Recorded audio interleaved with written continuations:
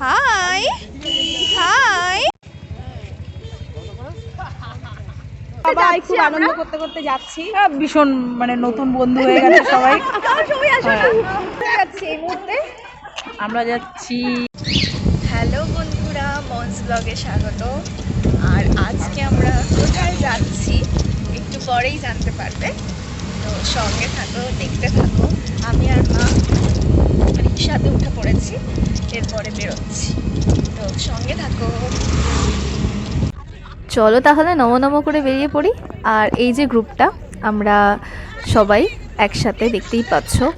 আর আমরা তো বেরিয়ে পড়েছি, যাত্রা শুরু করে দিয়েছি। আর আমরা যখন বেরিয়েছিলাম তখন হচ্ছে 6:30 বাজে। তো দেখতেই পাচ্ছ ওয়েদারটাও কিন্তু খুব ভালো, বেশ ভালোই লাগছে। দেখতে থাকো ব্লগটা, ভালো লাগবে। আমরা একটুখানি দাঁড়িয়েছি আর একটু পেট্রোল পাম্পের সামনে দাঁড়িয়ে আছি। এই যে আমরা যে গাড়ি করে এসেছি এটা হচ্ছে সেই গাড়ি। আর ওই দিকে হচ্ছে সবাই এখন চা খাচ্ছে। দেখো সবাই, দেখো বিস্কুট নিয়ে চলে এসেছে। আমি একটা খাবো, আমি এটা নিচ্ছি, সাথে খাচ্ছি চা আর বিস্কিট। আমরা কোথায় যাচ্ছি এই মুহূর্তে? আমরা যাচ্ছি এর মুহূর্তে এখন গঙ্গাসাগর। গঙ্গাসাগর যাচ্ছি, ওখানে নানা রকম দেখবো, দেখে উপভোগ করব। বহুদিন বাদে যাচ্ছি, দেখি কেমন হয়। সবাই যাচ্ছি, সবাই খুব আনন্দ করতে করতে যাচ্ছি। ভীষণ মানে নতুন বন্ধু হয়ে গেছে সবাই। খুব ভালো লাগছে, মজা লাগছে সবার সঙ্গে এই একটা বন্ধু।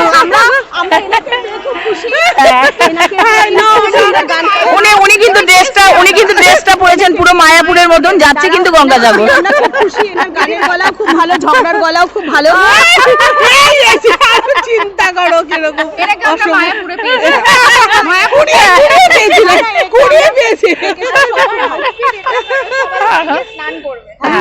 আর আমাদের একটু চা বিস্কুটের জন্য এখানে দাঁড়িয়েছি। হরে কৃষ্ণ, হরে কৃষ্ণ। শুভ হোক।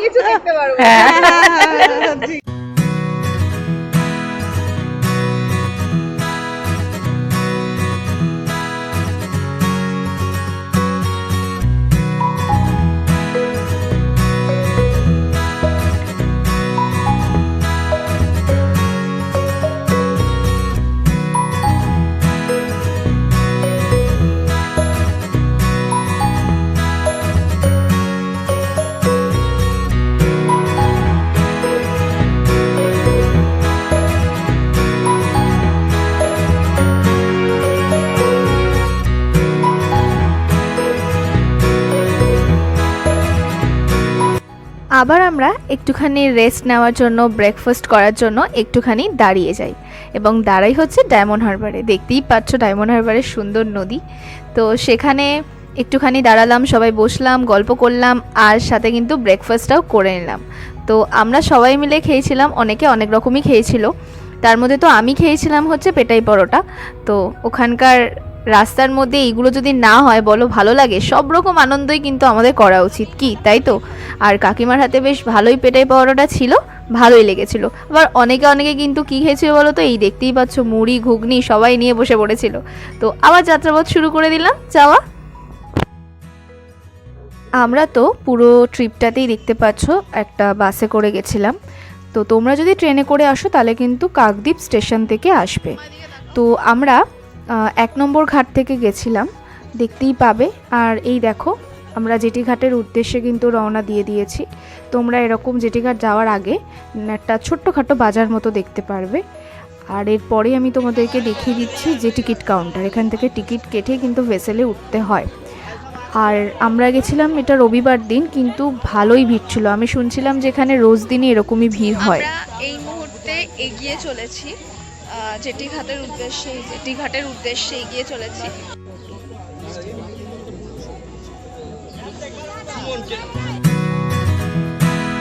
ভেসেলে ওঠার মুহূর্তটা তো আমি ক্যাপচার করতে পারিনি, দেখতেই পাচ্ছ ভেসেলের মধ্যে কি ভিড়, আর মারাত্মক ভিড়, যাকে বলে ঠেলাঠেলির মুহূর্ত। বাট এই মুহূর্তটা দেখার পরে সব কিছুই কষ্ট মনে হচ্ছিলো কোথায় যেন উবে গেল।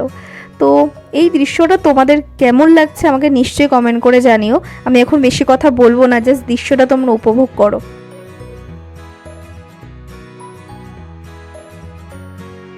আমরা যেখান থেকে ভেসেলটা ধরেছিলাম সেখানে তো অনেক পাখির খাবার পাওয়া যাচ্ছিল, তো এবার সেখান থেকে পাখির খাবারও কিনলাম পাখিকে দেওয়ার জন্য। আমার মনে হয় না ওরা একটু বেশি নিমকি খেতে পছন্দ করে, তো মুড়িটা কেনা না লস হবে।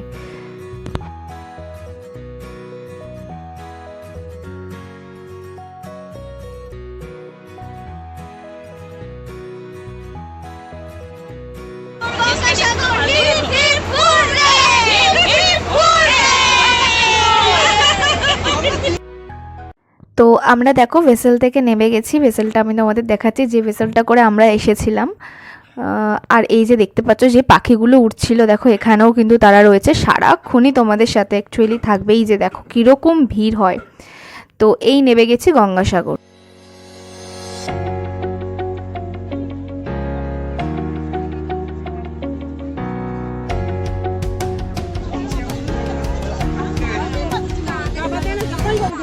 তো দেখতেই পেয়ে গেলে আমরা কিন্তু গঙ্গাসাগর জেটিঘাটে নেমে পড়েছি। এরপরেই আমাদের উদ্দেশ্য হচ্ছে গঙ্গাসাগরের জন্য রওনা দেওয়া। আর সামনেই দেখতে পাচ্ছি কি সবুজ সবুজ বড় বড় ডাব, যদিও শুনলাম এই ডাবে নাকি জলটা কম থাকে। তো যাই হোক, এবারে আমরা এগিয়ে পড়লাম, দেখতেই পাচ্ছ বেরিয়ে। আর আমরা খুঁজতে শুরু করলাম এই যে ম্যাজিক গাড়ি, যেহেতু আমরা 15 জন গেছিলাম তো মাথা পিছু 160 টাকা করে পড়েছিল। তো এইবার যাওয়া শুরু করলাম, শুনেছি 30 কিলোমিটারের রাস্তা।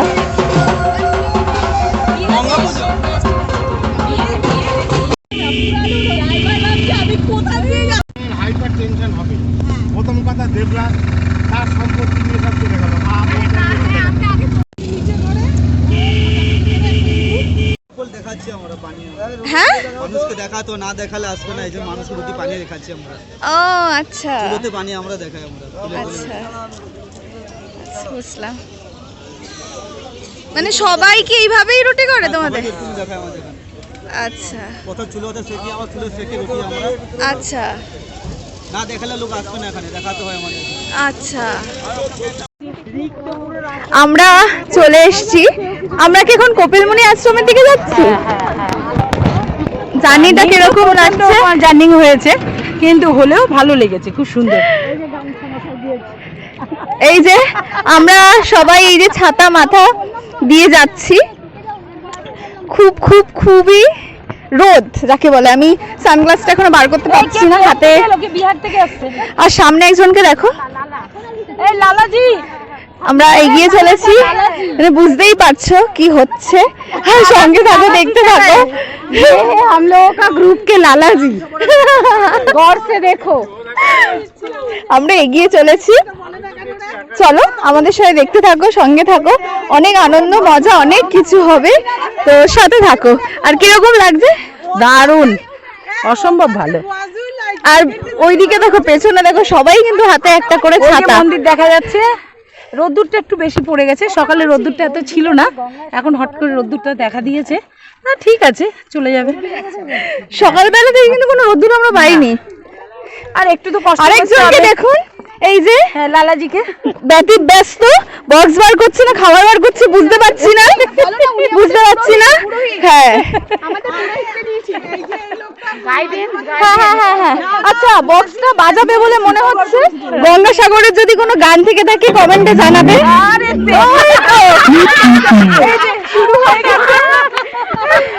শুরু হয়ে গেছে এইবারে।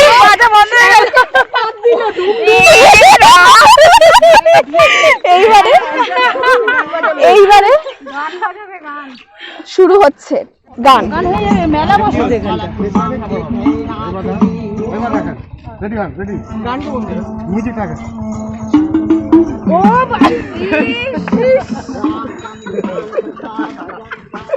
দেখো কত গরু, কত সুন্দর না জায়গাটা।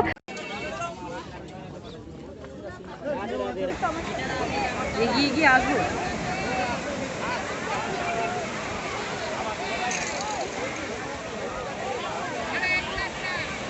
এখানটা থাক। কি আওয়াজ!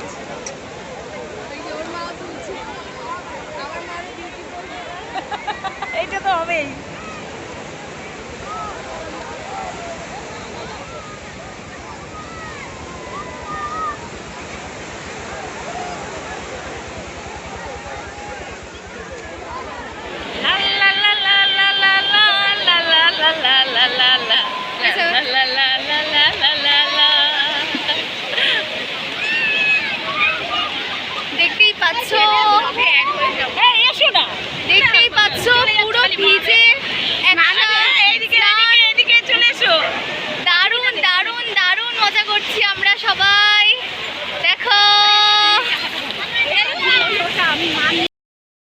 আমরা জানি যে কোনো তীর্থস্থানেই কিছু পৌরাণিক ঘটনা থেকে থাকে।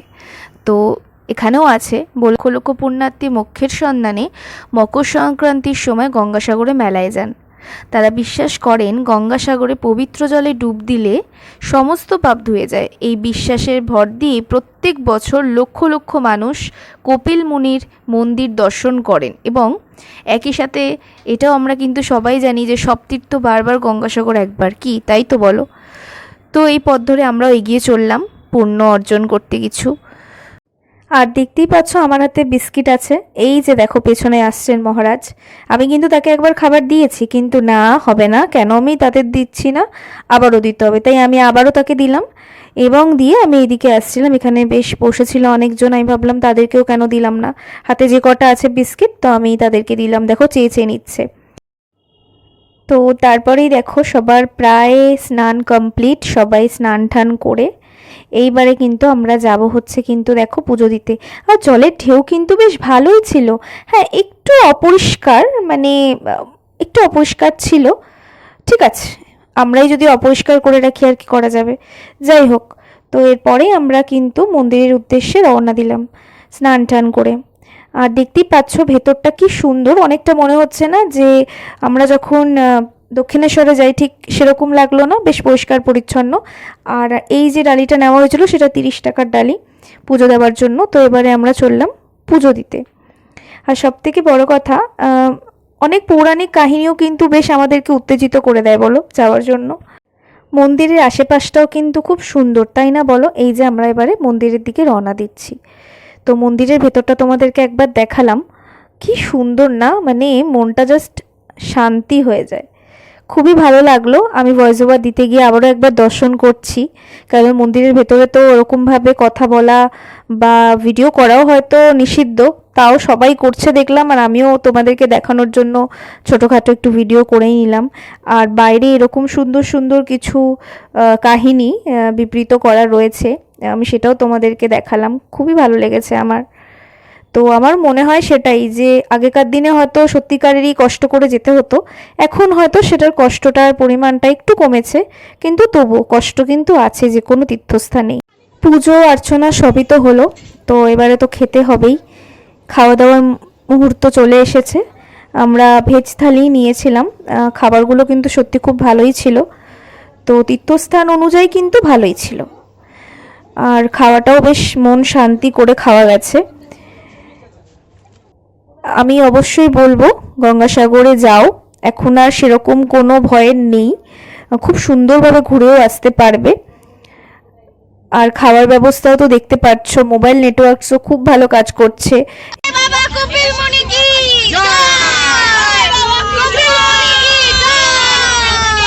তো এই ছিল আমাদের গঙ্গাসাগরের যাত্রাপথ। তোমাদের কীরকম লেগেছে অবশ্যই কিন্তু কমেন্ট করে জানাতে ভুলবে না। আর এরকম ভিডিও পেতে অবশ্যই মজ ব্লগকে সাবস্ক্রাইব করে সঙ্গে থাকবে। দেখা হচ্ছে নতুন একটা ভিডিওর সাথে। যতটা সম্ভব তোমাদেরকে কিন্তু গঙ্গাসাগর যাওয়ার ডেস্টিনেশনটা বলতে হয়তো সক্ষম হলাম।